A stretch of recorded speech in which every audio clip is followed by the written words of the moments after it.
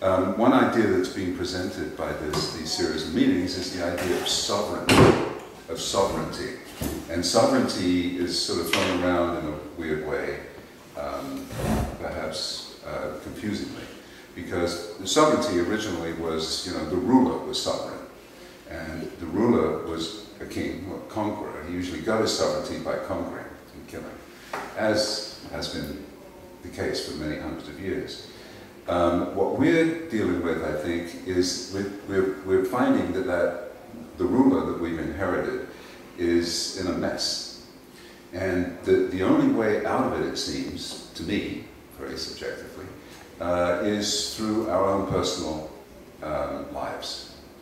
And for me, I came from England, and I came over, I was in Marin County, etc.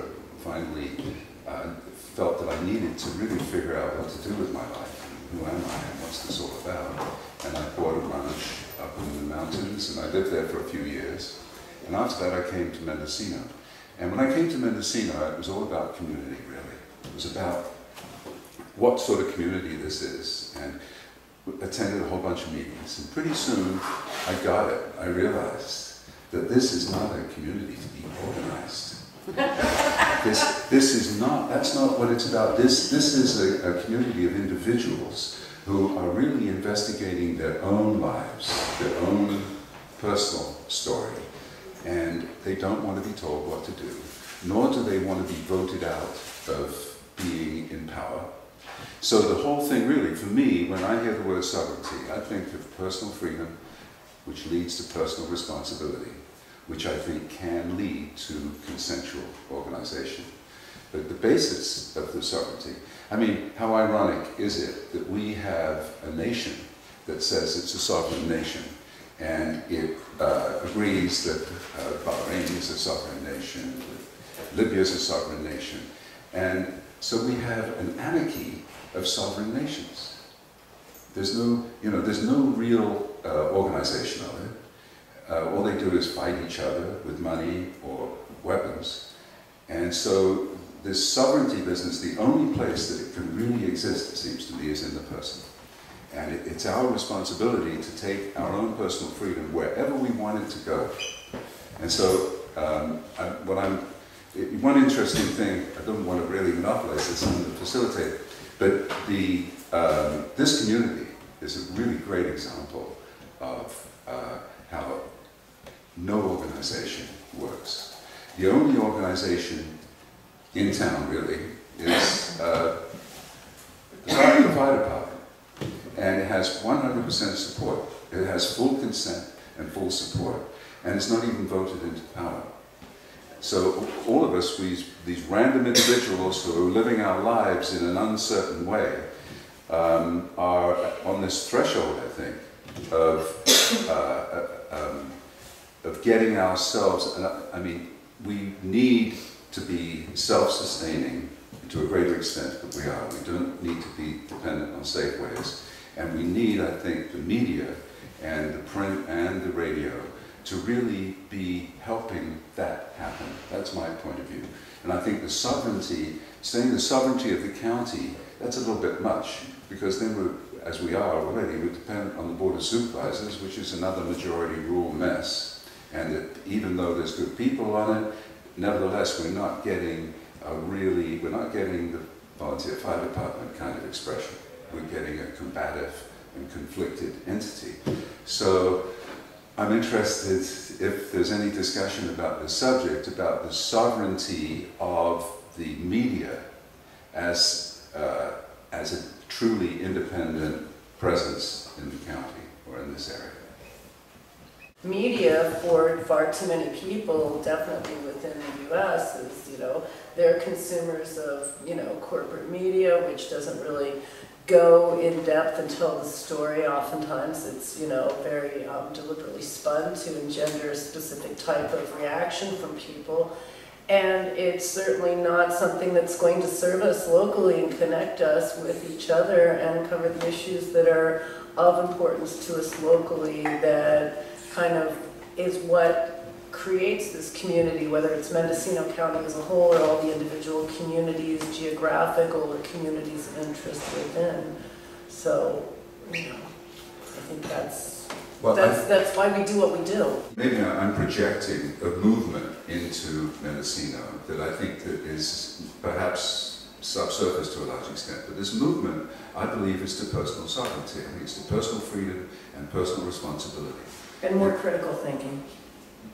Yeah, well, there's also the reaction to the powers that be. Right. And for example, where they're obviously conflicting, you know, I mean, the story of the vineyards, which is to say that money making, the two great values that are used in the county, it seems to me, is it profitable? Is it going to make money?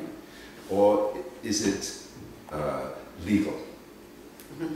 And those two things are very big tripping points as far as I'm concerned. Yeah. You know, those two are not the most important aspects of gaining real sovereignty and expressing our shared condition.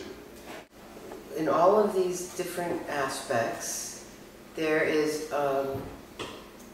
you decide what content, or you allow what content comes in. The readers contribute very consistently for MCTV, for KZYX. I know there's a kind of a balance that you have to strike with National Public Radio, which has been a controversy, you know, from local programming to, but also a lot of the membership get to voice their opinion on that. And I know Mary has tried to rearrange schedules and change things around to try to respond to community. And we have access, we have conversation, we have board meetings. So I think at the Anderson Valley Advertiser too, there's no censorship as far as I can tell. Not at the advertising. No. And among us, and I think the ICO too,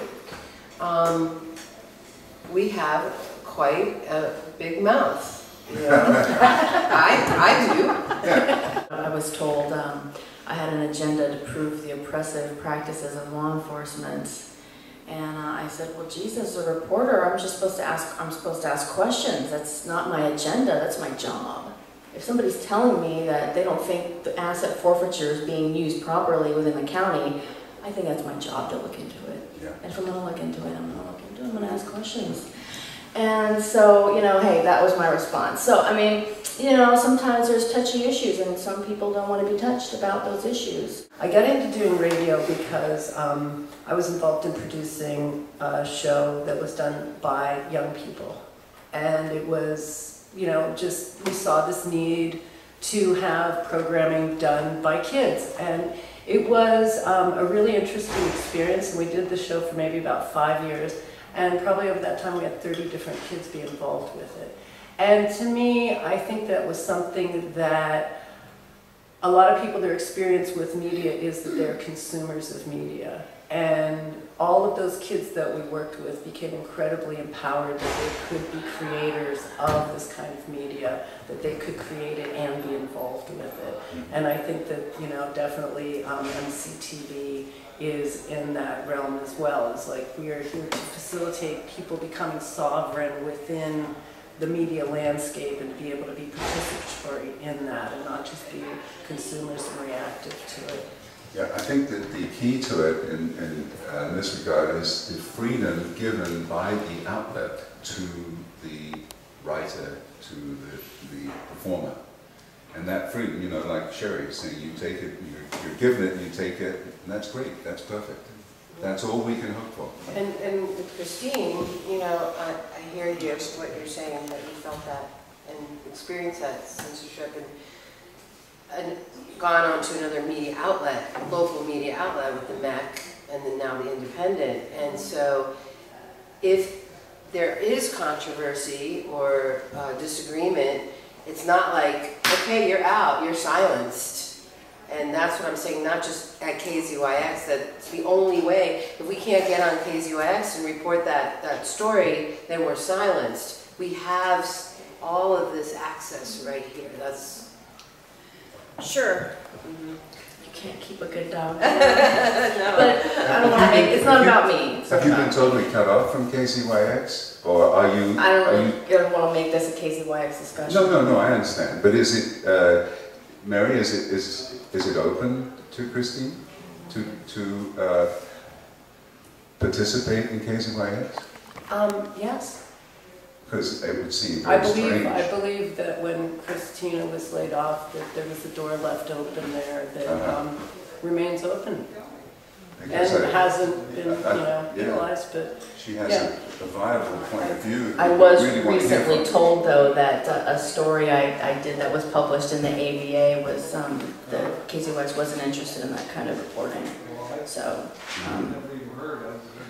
but it's I don't want to take this panel down that line. I don't either. I don't really want to talk about KZYX. Well, excuse me, but we are talking about the sovereignty of the media, and we're talking about the freedom, I think, of the artist to participate in local media, and I think it's very important.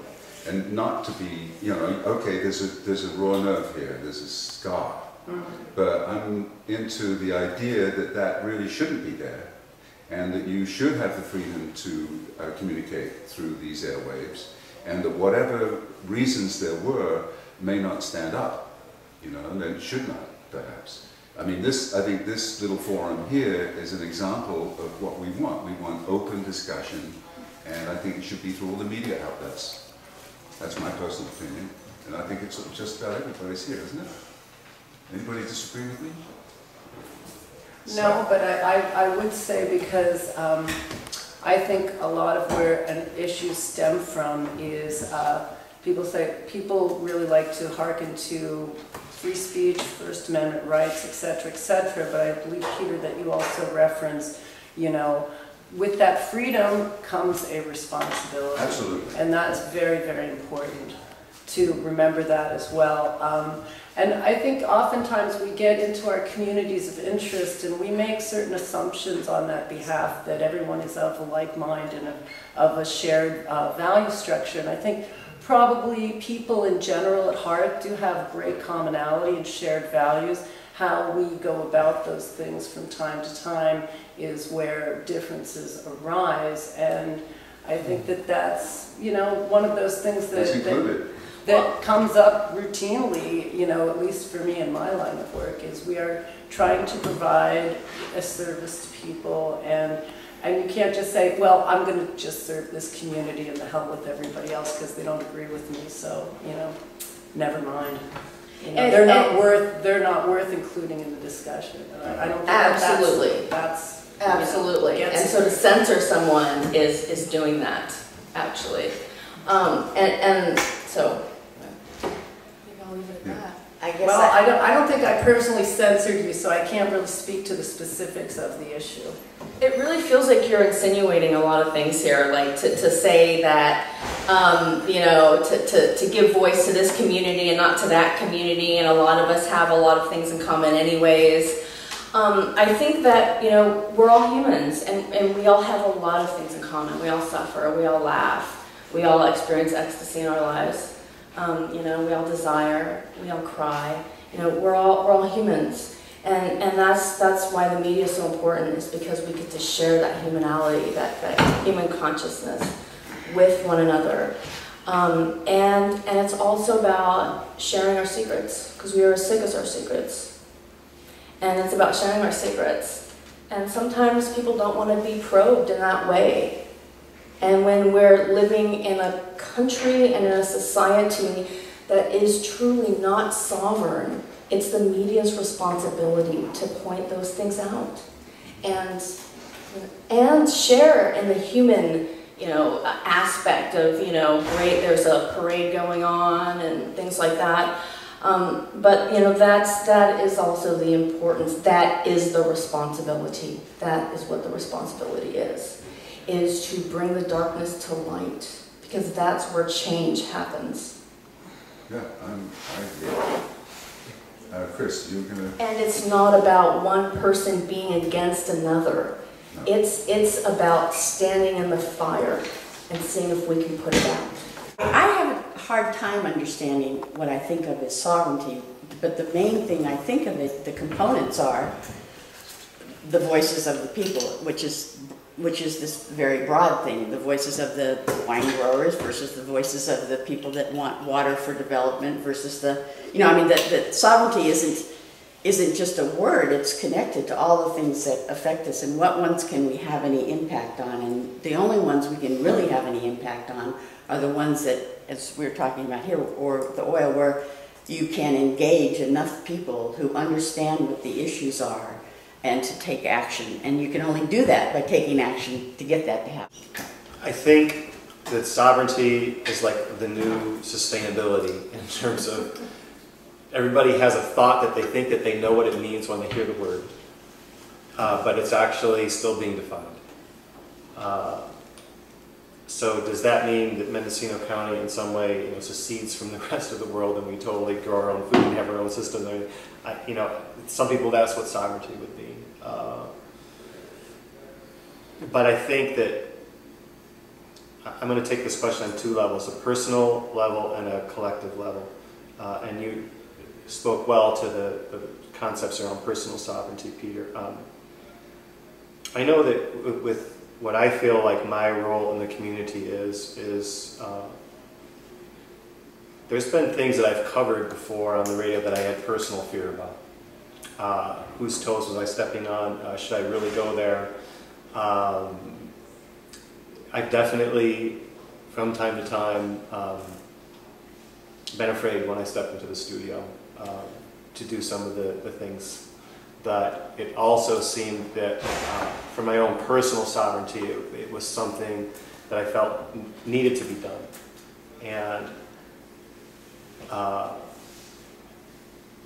many times, I shouldn't say many times because it's not like, that happens all the time in shows, but there's been a few issues over the years that were of concern to me or to my family or possible backlash and things like that. But it felt like it had to be done in a way that if there is something that's happening or something that's going on, that you spoke about bringing the light into things, Christina, and things have changed from time to time because of that in a positive direction. So I think there's a certain amount of personal sovereignty that that hopefully people who are involved with the media feel. I do think that to a certain extent we are about reflecting what's happening, and to a certain extent we also do need to go to that place sometimes. And the idea of collective sovereignty and how that's going to look is something that we're responsible for. You spoke to that in your own way about the different types of media outlets. That I think that we are responsible for providing a forum so that the community can discover for itself what that is. But part of that is for people to be willing to dig in there a little bit once in a while and push the envelope in a way that if someone has a pen like Will or a newspaper like Connie, or I know you're maybe feel a little differently in your role there, but if we can look at it that way of how can we push the envelope and once in a while and get that stagnant energy moving a little bit so that the community can kind of grow and people can be kind of safer, and once they're safer they can start to discuss the issues of their community and they can start to feel their own personal sovereignty, and once they feel their own personal sovereignty they're going to expand that out to what's collective sovereignty. And there's going to be controversies in there, we're having it right here on the panel. But one of the things that I've always said too is thank God we have something to argue about. There's places in the country that don't have the type of media diversity that we have here, and we have our conflicts with it. I've been involved in some, myself from time to time, but at the end of the day, I'm also thankful that we have radio stations, that we have newspapers, that we have our growing online sources. There's many different ways that we have cultivated, and hopefully this panel and this conference are going to continue to grow that. Because it's not always going to be pretty, we're not always going to agree, and it's not always going to have a nice little bow tie on the wrapper outside of issues like oil drilling, which, 90-some% of the people are against, but, most of the issues don't really fall that way. A lot of them are more like 51-49 kind of thing or something like that. So, so to me, the sovereignty is multi-layered. There's a personal level, there's a collective level, but I think that we are also... I don't know, Will, you've been taking on the wine industry quite admirably, and I don't know if you have any of those experiences in terms of your reporting or whatnot, but you've been pretty fearless. with the things that you've been writing on, and it's appreciated by me. At the UC Santa Cruz Journalism Program, which I am a product of, the motto actually was comfort the afflicted and afflict the comfortable. The highest calling of people who are trying to produce media is to take a stand in the conflicts that exist and side with certain interests and side with certain people, whether that's to side with oppressed people in the Middle East who are being oppressed by their governments, or whether it's to side with the fish that are being extirpated in rivers. You know, there's endless examples of that.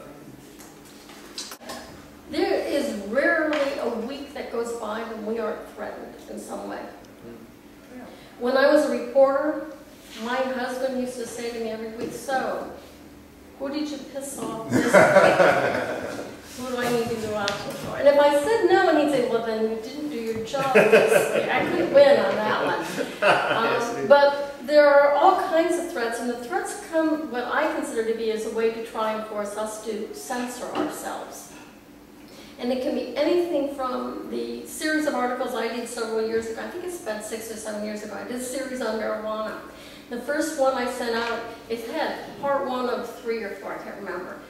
Got the first one out, and I immediately started receiving phone calls threatening me to not do this anymore. Stop, no more. And of course, it's always anonymous. You never have a clue. Obviously, we published them all.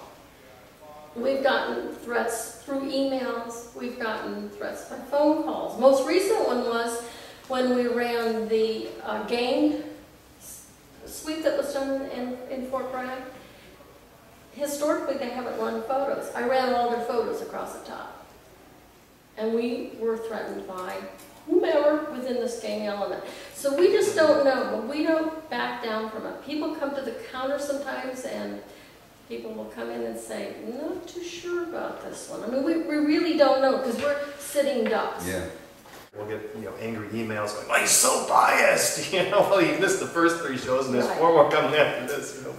Well, of course, we've inherited an adversarial culture, an adversarial way of life. It's a warrior belief system. The values that we've grown up with as children when we went to school, we were taught one side against the other, and the powers get divided. And so we have a political system that's divisive, and we have in our own minds an attitude that can be divided because we've been raised in that ground. We see things in a dualistic way. However, what we have, and this is what I think we've all been talking about here, we live in a very diverse community of a whole bunch of really random individuals. And that individuality is really the strength of the community. And the freedom of that being exemplified and broadcast through media is really the most that we can do, it seems to me. What we've done is we've entered into a whole environment. We are no longer in a divided world, actually, but our systems are still adversarial and divisive. There's an adversarial political system, adversarial legal system, and you can't avoid it because it has absolute power. So no wonder then that we think ourselves into predicaments of opposition. But in fact, what I believe we're trying to do, and what will be our greatest achievement, is to allow this diversity that we are to manifest itself as a whole. And that's what I think the means that the press, from the Advertiser to KZYX to the Advocate and the Beacon, being able to actually allow that diversity to manifest. Yeah, there will be people who say very irritating and annoying things. That's included. The act of excluding it is far worse than the result of including it. And what you were saying, Christina, about we all have emotions, we all cry, we all are human beings, and we all experience rage, and we all get scared. There is also, I think, the responsibility of media to unify, to find the common ground. When we started Breast Not Bombs, which was started right here in Friendship Park, when Samantha, your wife, decided to take off her shirt and dance freely and was detained, and I stepped in. We started this whole campaign to press not bombs, cities not tanks, all of that, to reclaim what decency was about. And talk about controversy and threats and rage and like accusing me of inciting violence in the Middle East. That's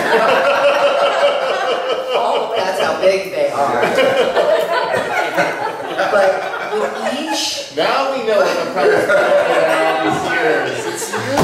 With each confrontation, and there were many, I stayed with that conversation, whether it was email or in person, until we found the common grounds. And with each one, it happened where we could come down to we're both angry, not at each other. We're both frightened, not at each other, but of these things, this system that you keep on referring back to, the adversarial system, and to have a conversation, a controversial conversation, or one of opposition is very healthy, and to, I think, welcome more of that. Like to have the wine industry and to have the, all of these people sitting in the media, in the spotlight of the media, the ones who disagree, with the intention to find the bridge. Because if we're going to become sovereign as a county, as a people, as a village, we have to work together. All of us. If we're going to build infrastructure, take control of our security, we have to include every single person here. Otherwise, it's just talk. The issue of this area, of this town, is, how do we live without organization? We don't have police, we don't have party leaders. We are left alone to be ourselves. And that's it. We don't need anything else. We don't need an authority breathing down our neck, telling us to do this or do that. There's no crime in this community, unless you call marijuana or drugs a crime. There's almost no crime against the person. There's no police, and there's no feeling in the community of any kind of paranoia or nervousness, because there's nobody trying to control it. I believe the lack of control is actually, in our community, is a strength. And I think that lack of control applies to the media. I think that the quality of the contribution is more important, as far as I'm concerned, of the writing, of the ideas, of the point of view, than its diverse opinion. And if there is a role for the editor, it is to make sure that the quality of the contribution is worthy. I just really appreciate everybody's input here. The thing that I feel from this is that here we have, we've got three people here who represent the vessel, the vehicle, whereby the communication is broadcast. And we've got the individual artists who make their contributions. And the connection between those two is absolutely crucial. And the freedom to go, for example, I'm just going to say this one thing about KZYX. It makes no sense for KZYX to reject anybody really. Just like the Advocate, the Beacon, you might as well embrace, as you say, you embrace the whole thing. Yeah, if the quality of the thing is no good, then that's different. But to be inclusive is absolutely essential in our community. I really encourage people to upload and to write it up and say, hey, I've got success here, and we're making changes, and this garden is growing, and these children are thriving, and we found a cure. And, Well, I think one thing that has come through to me many times, over and over again, dealing with the various public of Albion River Inn, and that is that in order to transcend the adversarial culture, I'll use that word again, and the divided mentality, we work on things that achieve a mutual benefit. We look to harmonize. We look to make things work, even if, and I agree with you, the argument it belongs. It's a part of it. It's how we develop to get to wherever we want. But the resolution of it is through the mutual benefit. and through consensual relationship, not by force, not by being against anyone, any person. You can be for an issue, and you can fully develop that issue without harming anyone. You guys are the voice, and you're our voice. You're our outlet. All of you, and all of you are doing an amazing job. I mean, this is community at its finest. And then right here is a chance for us to link that community at its finest and to move forward, to keep it going. So thank you guys for being here. Very good. Thank you. Thank you.